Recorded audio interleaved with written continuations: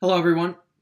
One of the most posted topics in my Facebook group, Freight Brokers and Truck Drivers, is detention.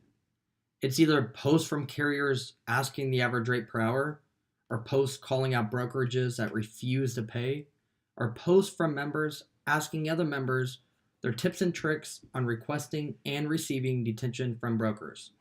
In this video, I'm going to share my secrets on receiving detention from brokers.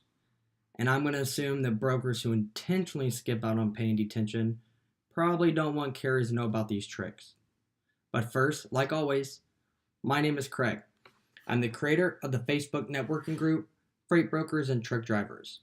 Over the years, I've worked as a shipper, broker, and a carrier, but most importantly, I help people become successful by finding operational areas of improvement, recommend effective business procedures, and provide a better understanding of what each side looks for to maximize potential. So let's get to it. Good old detention. When I was a carrier, my motto was detention was the same as J.J. Wentworth's. It's my money and I want it now. And if you know me, you know when it comes to my money, I don't play around. Now as a broker, I live by the golden rule and play fair. And that's exactly why I created this detention cheat sheet for carriers. Please be mindful as you're listening. What I'm sharing with you is just an example. Prices, equipment, contracts, and rate cons all dictate your situation. When dealing with detention with a broker, first refer to your broker carrier contract to find the detention policy. Get on the same page. You never know. When it's getting set up with the brokerage, you could have already had all this stuff spelled out to you. Like I said, it's usually in the contract. It will show what the broker would pay you after so many free hours. If it doesn't state this in your broker carrier contract, talk to your broker about it. Communicate it with them and have them put in writing before signing the rate con.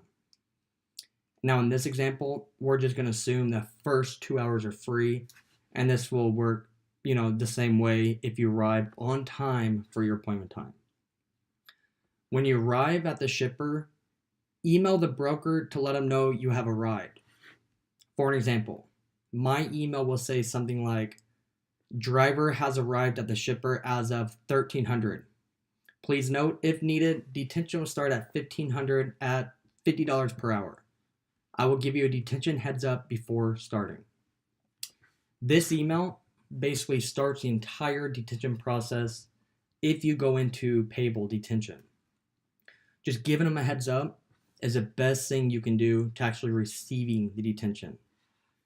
After waiting about an hour and a half or before the free time has expired, email the broker another heads up saying something like, per my previous email, driver arrived at 1300.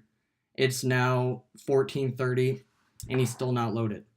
Please note, detention starts at 1500 at $50 per hour. I will let you know once he is loaded. If there's anything we can do to assist the loading process, please let me know. This is just a simple email to let him know that your driver is still waiting and it looks like we're about to start the chargeable detention time. And now, after the free waiting time has expired, remember in this example it's 2 hours free after arriving to the shipper, send another heads up email letting the broker know detention charges are now starting. I would say something like, per my previous emails, the driver is delayed at the shipper. Please note detention has started at $50 per hour. I will send you total detention charges once loaded. Once your truck is finally loaded, and hopefully he gets loaded, pretty quick after that, send your final detention email with the details and the bill of lading showing your driver's in and out times.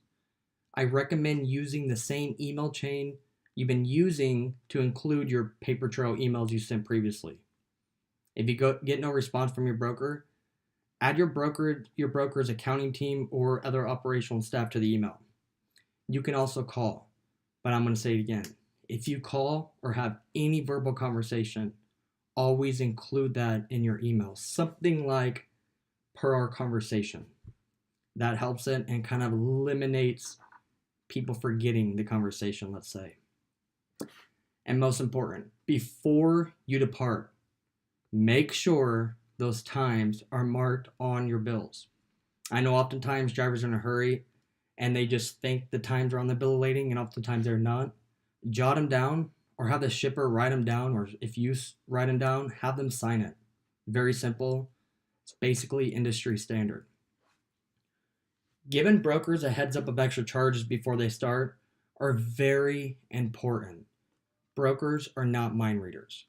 Brokers need time to communicate delays with their customer and or their shipper.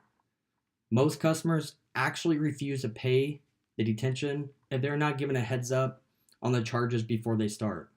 And in this case, I'm meaning most customers will refuse to pay the broker if the broker did not give the customer a heads up on the detention. So in this case, it starts with the driver. The driver needs to communicate the delays to his dispatcher, or if it's a driver directly book load with the broker, let the broker know. They just need to know these delays to kind of save them in the end. And now, but that being said, we all know there's a lot of brokers and mega brokerages that still refuse to pay what's rightfully owed. This is why I keep saying paper trails are very important for proving extra charges. Verbal conversations, they don't prove detention. As a broker, I pay carriers for detention based off my brokerage policy and not that of my customer. It's actually common practice for brokerages to pay carriers based on the agreed upon rate with their paying customer. However, to me, that's not fair to the carrier that was hired by the broker. From what I noticed, oftentimes agents at mega brokerages tend to be the main issue as they go MIA once you start requesting detention.